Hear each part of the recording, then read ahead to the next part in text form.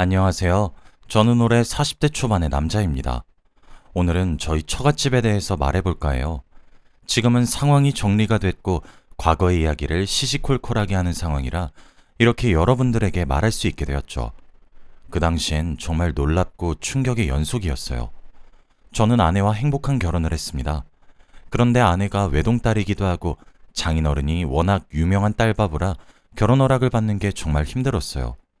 매일같이 찾아가서 선물도 드리고 연락도 하면서 겨우겨우 허락을 받았습니다.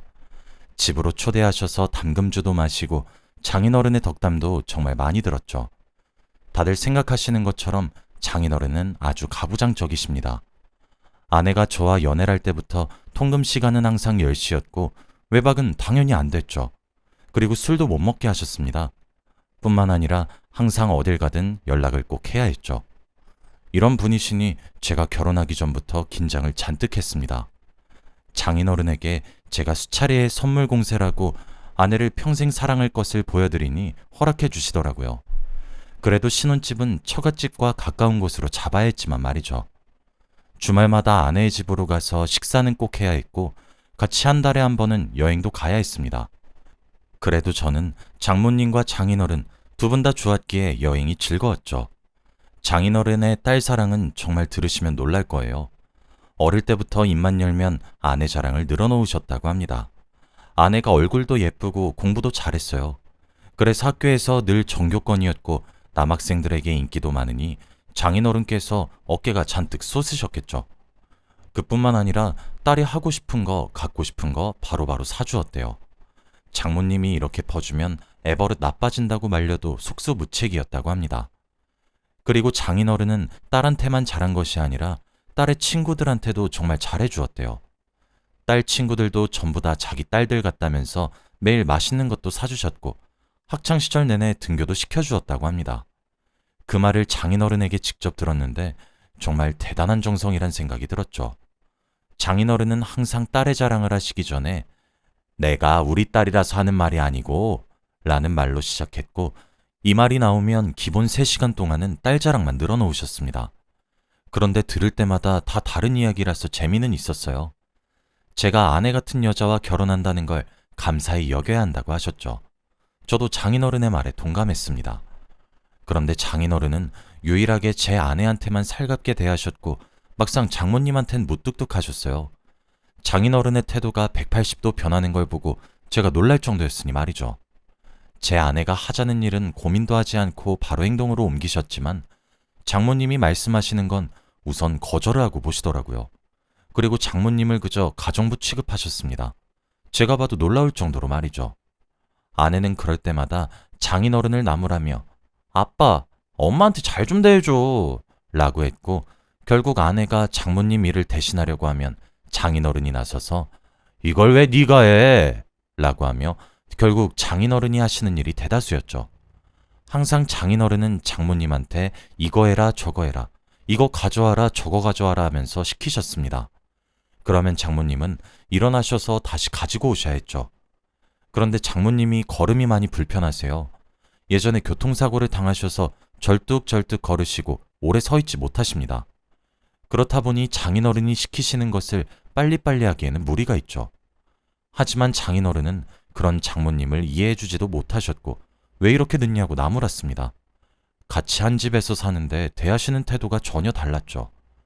그런데 제가 아는 것보다 장인어른은 훨씬 더 장모님을 막대하셨습니다. 장모님 명의로 대출을 받는 건 물론이었고 장모님한테 돈도 잘 안 준다고 해요. 그리고 무엇보다 손찌검을 하셨습니다. 이건 아주 가끔씩 장인어른이 술에 취하시면 나오는 버릇이었죠. 아내는 술을 입에만 대도 바로 취해서 잠을 자서 아마 모를 겁니다. 그런데 저는 다 봤어요. 장인어른이 장모님한테 이 망할 여편네가 돌았나? 라고 하며 손을 드시더라고요. 그리고 앞에 있는 저를 한번 보시더니 헛기침을 하고 손을 내려놓으셨어요.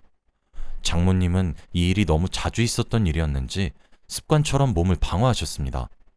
평상시에도 장인어른이 손을 높이 드는 일이 있으면 옆에 계시는 장모님은 움찔하시더라고요. 장모님은 이런 환경 속에서 살아오셨습니다. 옆에서 보고 있는 제가 다 슬퍼질 정도였죠. 제가 조금이라도 더 옆에서 장모님에게 도움을 주고 싶었어요. 저희 부부는 주말에 처갓집에서 가끔 식사를 하고 술을 먹은 다음에 자고 와요. 아내가 술만 먹으면 자니까 어쩔 수 없습니다. 그날도 어김없이 처갓집에서 자고 있었죠. 그런데 새벽에 잠이 오지 않아서 잠깐 거실에 나갔는데 누군가 주방 구석에서 흐느끼고 있는 겁니다. 저는 너무 놀라서 조심스레 다가가 보니 바로 장모님이셨어요. 장모님은 몸을 잔뜩 구부린 채로 서럽게 울고 있었습니다. 그런데 우는 소리가 안 들리게 하기 위해 손으로 입을 막고 울었죠. 그 모습을 보고 저도 모르게 눈에 눈물이 맺혔습니다. 정말 마음이 아팠어요. 저는 우는 장모님 옆으로 가서 달래주었어요. 그리고 토닥여드렸죠. 장모님은 저의 위로에 더 감정이 북받쳤는지 더 서럽게 우셨고 너무 힘들다고 말하셨습니다. 더 이상 장인어른과 못 살겠다고 하면서 말이죠. 저도 다 장모님을 이해한다고 말을 했지만 장모님은 저에게 이해할 수 없다고 했습니다. 아직 제가 모르는 비밀이 많다고 했죠. 장모님은 마음속에 그 상처를 혼자 꽁꽁 숨기고 있었습니다. 그리고 아무한테도 말을 하지 않았죠. 저는 그게 무슨 일인지 묻고 싶었지만 상황이 심각한 것 같아 물어보지 않았습니다. 그렇게 장모님은 몇 분 더 우시고 방으로 들어가셨어요. 그리고 장모님이 우셨던 건 저와 장모님만의 비밀로 간직하기로 했습니다. 저는 그날 이후로 장모님이 마음에 많이 쓰여서 자주 찾아뵈었어요. 한약도 많이 지어드리고 맛있는 것도 사드리면서 조금이라도 기분이 풀어지길 바랬죠. 그리고 아내와 함께 처갓집에 자주 방문했습니다. 아내가 처갓집에 가면 장인어른이 장모님을 막대하시지 못하니 평소보다 더 자주 갔죠. 아내는 자기 집에 자주 가니 더 좋아했고요. 저희 처갓집은 이렇게 위태위태한 환경을 이어가고 있었습니다. 그런데 결국 사단이 나고 말았어요. 그날은 여느 때와 다름없이 정말 평범한 날이었어요. 저와 아내 둘 다 각자 직장에서 일을 하고 있었던 평화로운 날 말이죠. 그런데 점심시간에 아내한테서 전화가 오더라고요. 원래 각자 일할 때는 카톡으로 연락을 하는 편이라 회사에 있을 때 전화를 잘 안 해요. 그래서 조금 당황스럽긴 했지만 전화를 받았습니다. 그런데 아내의 목소리가 이상했어요. 우는 듯한 목소리였고 말도 제대로 못하더라고요.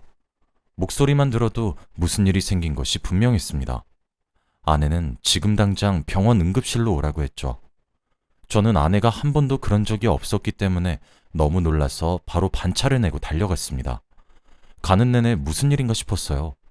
그리고 머릿속에 가족들이 혹시 다친 건가 싶어 정말 걱정이 되었습니다. 택시를 타고 병원에 도착해서 저는 아내를 찾았어요.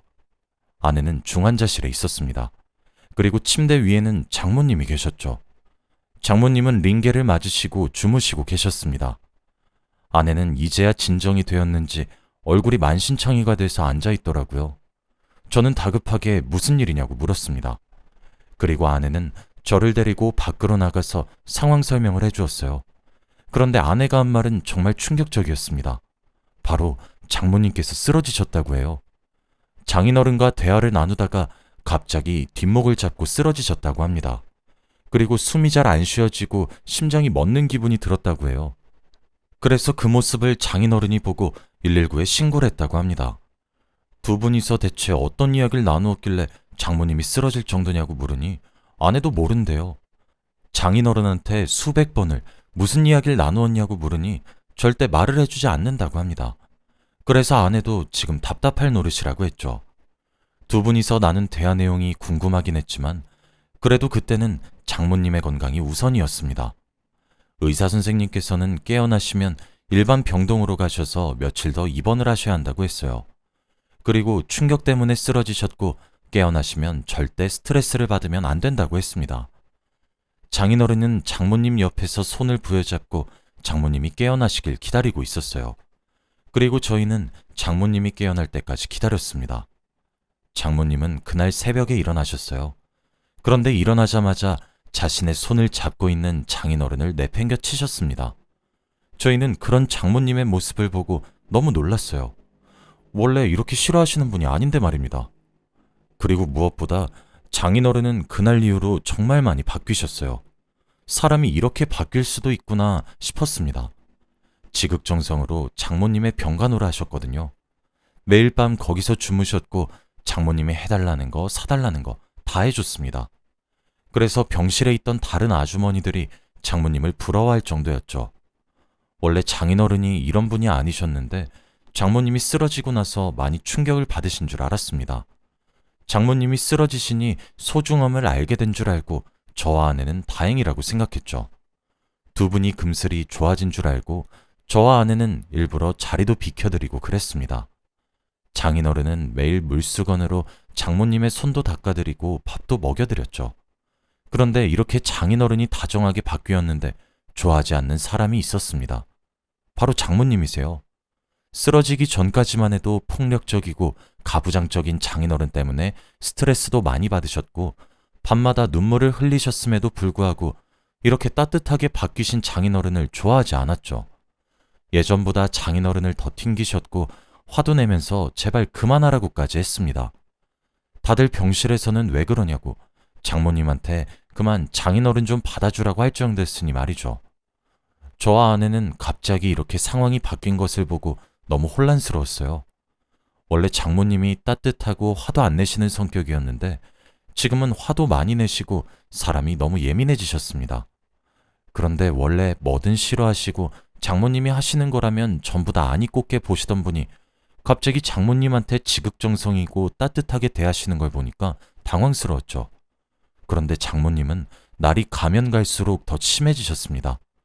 제발 그만하라며 물건을 던지기도 했고 장인어른을 밀치기도 했거든요. 그래서 저와 아내는 도저히 두고 볼 수 없었습니다.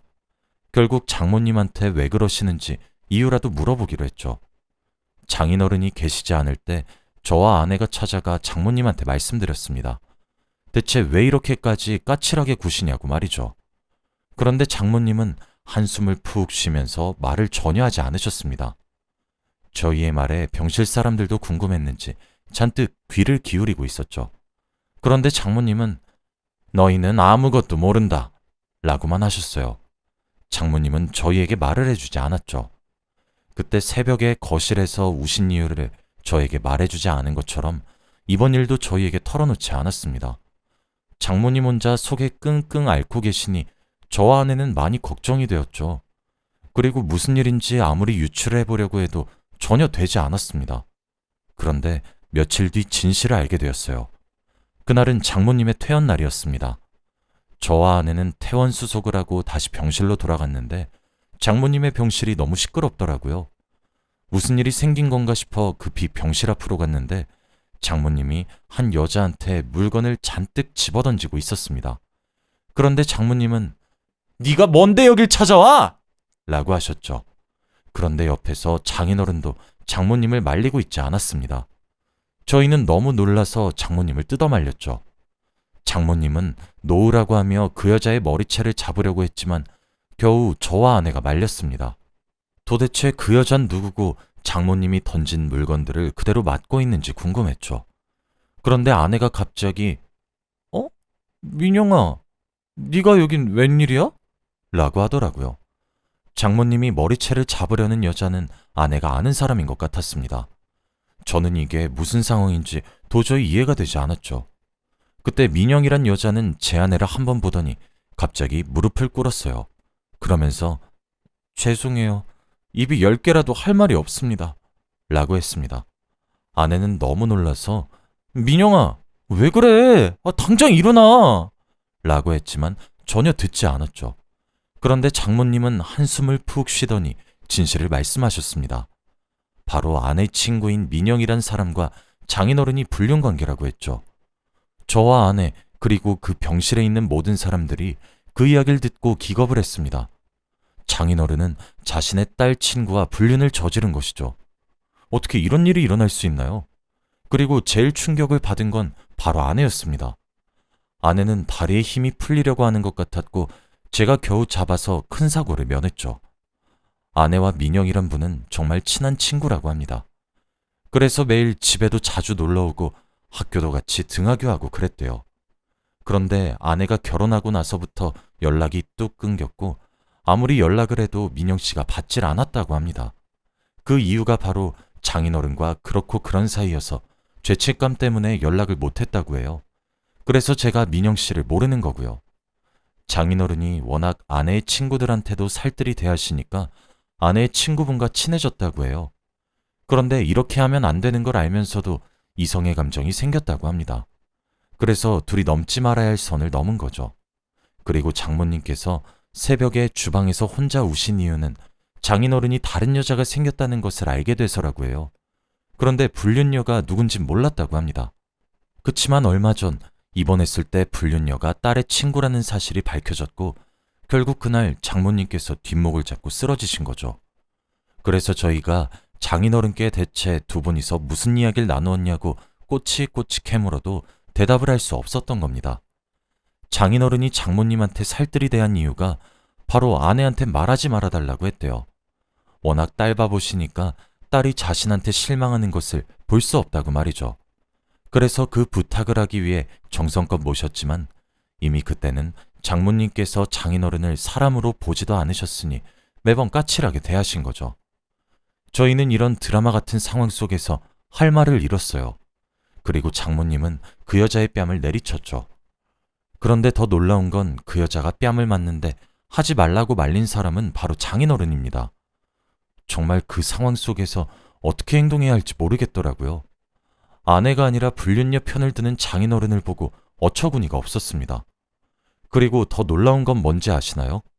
그 여자가 장모님을 찾아온 이유가 바로 이혼을 요구하기 위해서입니다.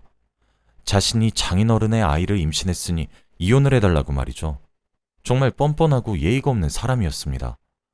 그 병실 사람들도 다들 저희 집안의 상황을 마치 막장 드라마 보는 듯이 보고 있더라고요. 그리고 장모님도 이 상황이 어이가 없는지 헛웃음을 치셨고 병실을 유유히 나갔습니다. 그리고 저는 제정신이 아닌 아내를 데리고 병실을 빠져나왔죠. 정말 소름 돋고 무서웠습니다. 어떻게 세상에 이런 일이 저희 집에서 일어날 수 있나요? 딸의 친구와 그렇고 그런 사이라뇨. 저와 아내 그리고 장모님은 한동안 그 충격 속에서 헤어나올 수 없었습니다. 그리고 상간녀 소송과 이혼 소송도 당연히 진행했죠. 제가 아는 변호사도 소개시켜드렸고 결과는 승소를 했습니다. 두 사람은 어떻게 됐는진 모르겠지만 위자료를 잔뜩 주어야 하죠. 이렇게 상황이 끝난 줄 알았지만 역시 끝날 때까지 끝난 게 아니었습니다. 그 여자가 임신한 아이가 아들이었나 봐요. 그래서 장인어른은 저희 아내한테 연락을 하기 시작했습니다. 제발 한 번만 만나달라고 말이죠. 딸한테 버림받으면 세상을 살아갈 수 없을 것 같다며 사람 하나 살리는 셈 치고 만나달라고 합니다. 그런데 아내는 그 모습을 보고 더 화를 내고 치를 떨어요. 결국 차단을 했습니다. 아빠라고 부르기도 싫다고 해요. 짐승만도 못한 인간이라고 말이죠. 저도 아내의 말에 동감합니다. 이렇게 저희 집안이 한번 뒤집어졌고 이제는 평화를 되찾았어요. 장모님은 장인어른이 안 계시니 오로지 자신을 위해서 사십니다. 저와 아내는 오히려 잘 됐다며 장모님을 응원하죠. 그리고 아내는 지금 임신을 했어요. 열심히 옆에서 도와주고 있는데 임신한 아내가 힘들어하는 모습을 보면 제가 다 가슴이 아픕니다. 다들 저희 집 같은 일이 없었으면 좋겠어요. 저희 이야기는 여기까지입니다. 들어주셔서 감사합니다.